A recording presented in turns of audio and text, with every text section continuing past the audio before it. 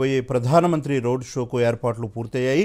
విజయ్ సంకల్ప యాత్రలో భాగంగా నిర్వహించనున్న ఈ రోడ్ షోతో హైదరాబాద్, సికింద్రాబాద్, మల్కాజ్గిరి పార్లమెంట్ సెగ్మెంట్లలో ప్రచారం జోరందుకుంటుందని మాజీ ఎమ్మెల్సీ రామచంద్రరావు తెలిపారు.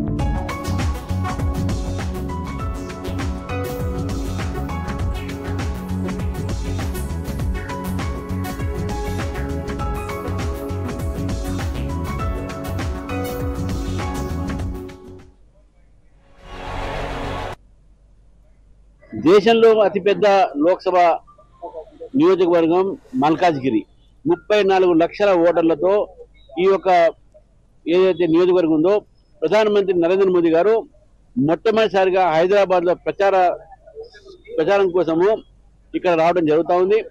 మరి దాదాపు 2 లక్షల పైగా ప్రజలు నరేంద్ర మోదీ గారిని చూడటానికి, వారి స్వాగతం పడటానికి మల్కాజ్గిరిలో సిద్ధంగా ఉన్నారు.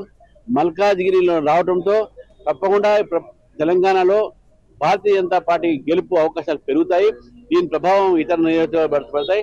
భారతీయ జనతా పార్టీ 17 సీట్లలో అతి ఎక్కువ సీట్లు గెలిచి భారతీయ జనతా పార్టీ తెలంగాణలో ఒక మంచి స్థానాన్ని ఇక్కడ ఉంటుందని చెప్పి భావిస్తా ఉన్నాం.